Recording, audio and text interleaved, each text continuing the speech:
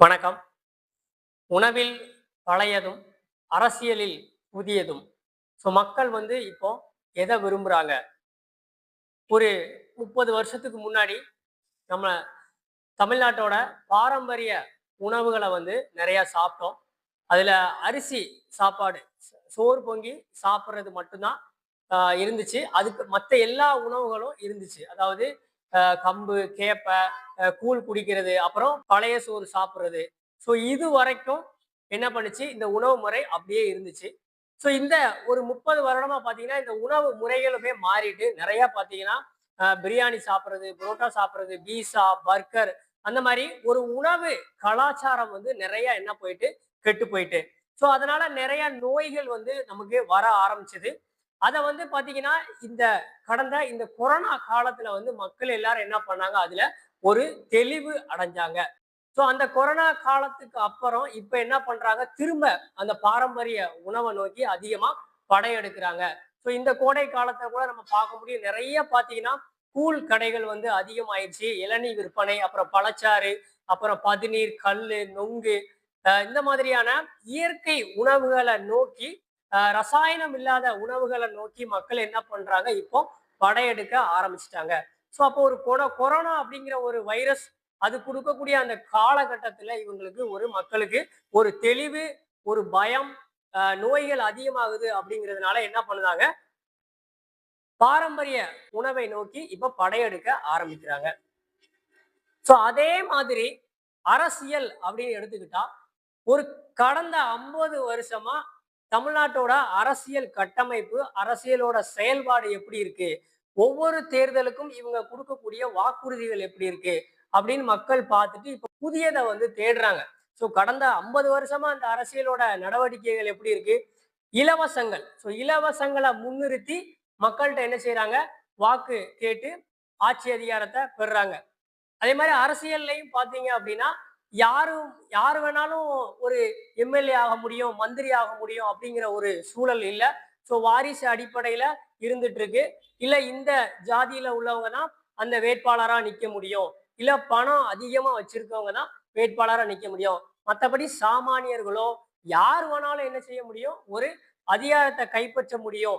அப்படிங்கிற ஒரு சூழல் இந்த 50 வருஷ அரசியல்ல கிடையவே கிடையாது. அது போக பார்த்தீங்கன்னா, நாட்டுல லஞ்சம், ஊழல், தரமற்ற மருத்துவம், தரமற்ற கல்வி, தரமற்ற சாலை. இந்த மாரி எது ஒண்ணும் பார்த்தீங்க அப்படின்னா, உலகம் எங்கேயோ போய்க்கிட்டு இருக்கு.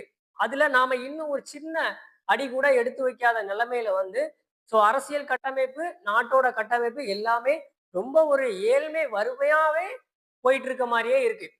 குறிப்பா பார்த்தீங்கன்னா விவசாயி.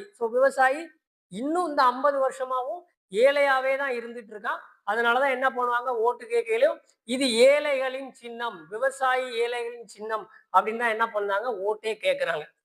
அந்த மாதிரியான ஒரு நடைமுறை இப்ப வரைக்கும் என்ன செஞ்சுட்டு இருக்கு, நம்ம நாட்டுல இருந்துகிட்டு இருக்கு. மக்கள் இப்ப என்ன பண்றாங்க, எப்படி உணவுல பழையத தேடி போறாங்களோ, அதே மாதிரி அரசியல்ல இப்ப புதியதை தேடுறாங்க. யாரு இலவசத்தை குடுக்காம இருக்கா, இலவசம் கொடுத்து நம்மளை ஏமாத்தாம இருக்கா, இந்த இலவசத்தை கொடுத்து அதனால் இழக்கக்கூடிய பணத்தை அரசாங்கம் எந்த வழியா பெறும் அப்படின்னு மக்கள்கிட்ட இப்போ ஒரு தெளிவு வர ஆரம்பிக்கு.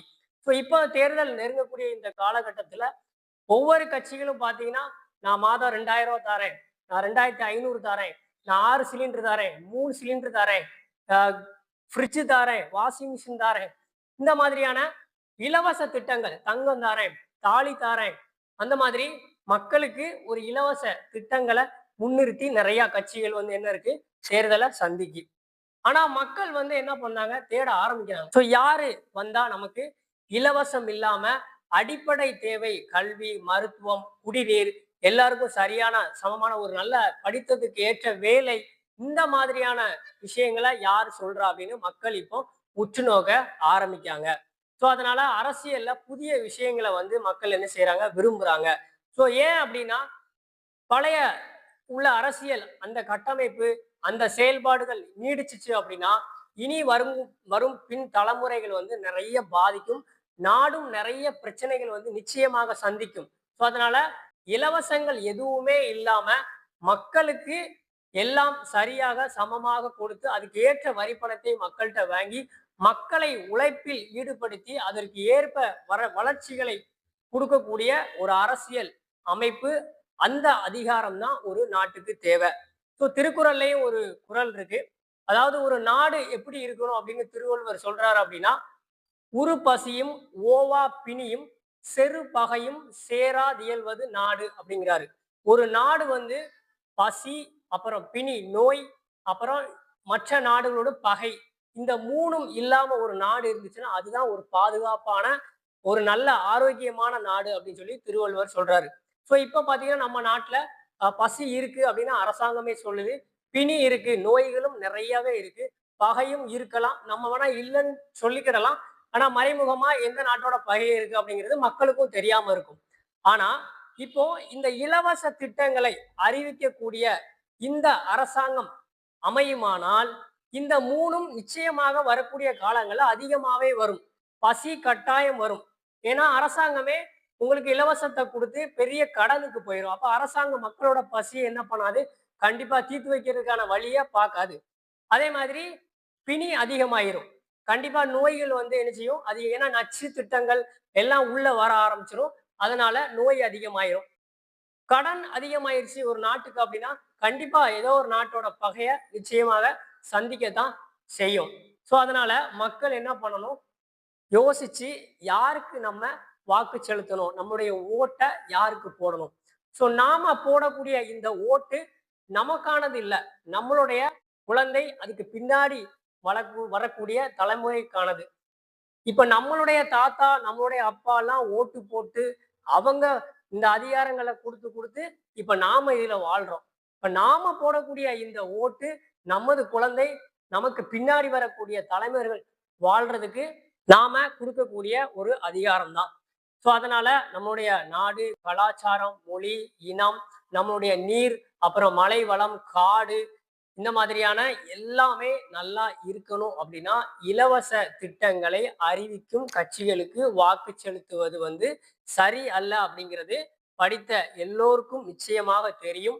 ஸோ அதனால உங்களுடைய ஓட்டு யாருக்கு அப்படிங்கிறத நீங்க கமெண்ட்ல சொல்லுங்க. ஸோ என்னோட வாக்கு யாருக்கு அப்படிங்கிறதும் இந்த வீடியோ மூலமா உங்களுக்கு தெரிஞ்சிருக்கும். ஸோ நிச்சயம் அடுத்த வீடியோல நம்ம சந்திப்போம். நன்றி.